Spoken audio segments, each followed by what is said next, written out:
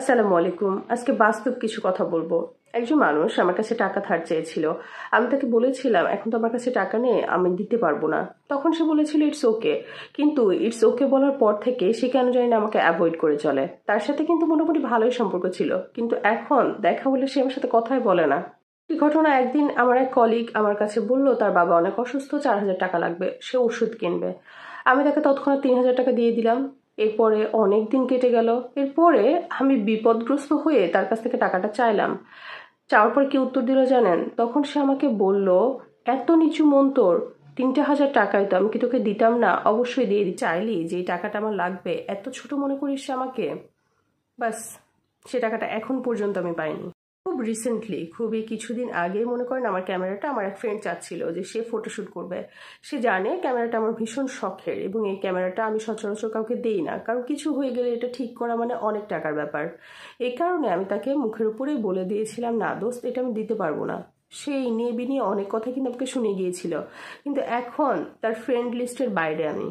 তার সাথে খুব ভালো সম্পর্ক আমার, তার সাথে অনেক কথাই হয়। একদিন কথার ছলে সে বলল, আমি একটা পোস্ট করেছি, এই পোস্টটা তুমি তোমার পেজে পোস্ট করে দাও। আমি বললাম চেষ্টা করব। পরবর্তীতে আমি সেটা পোস্ট করি নাই বলে সে এখন আর আমার সাথে কথা বলে না। মানে তার পুরোপুরি অচেনা একটা মানুষ আমি, মানে তার স্বার্থে আঘাত লেগেছে বলে সে আমাকে চেনে না। আমার কাছে বইয়ের মোটামুটি অনেক কালেকশনই রয়েছে। তো আমার একটা ফ্রেন্ড আমার কাছ থেকে একটা বই নিয়ে গেল। সে বলল পড়ে সে দিয়ে যাবে। বইগুলো কিন্তু আমি আমার নিজের টাকা দিয়ে কিনেছি, এগুলো এরকম না যে কেউ আমাকে গিফট করেছে।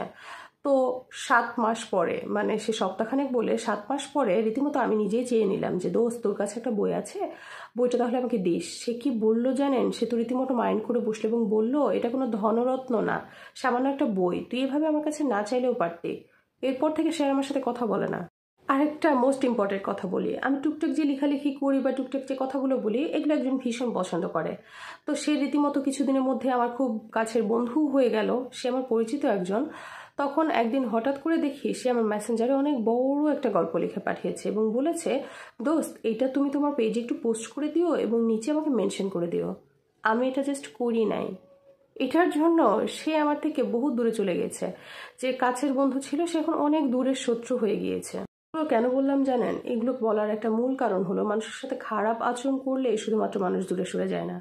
মানুষ যখন তার স্বার্থ সিদ্ধি করতে না পারে বা তার স্বার্থটা যখন পূর্ণ হয় না, তখন মানুষ দূরে সরে যায়, তখন আপনার কাছ থেকে দূরে সরে যাবে। দেখেন, যেটা আপনার দিলে অসুবিধা হবে বা আপনার পক্ষে সম্ভব না, সেটা মুখের উপরে বলে দিবেন, মুখের উপরে জবাব দিবেন। যখন জবাব দিবেন তখন দেখবেন অনেক কাছের মানুষগুলোই আপনার অনেক দূরের হয়ে যাবে।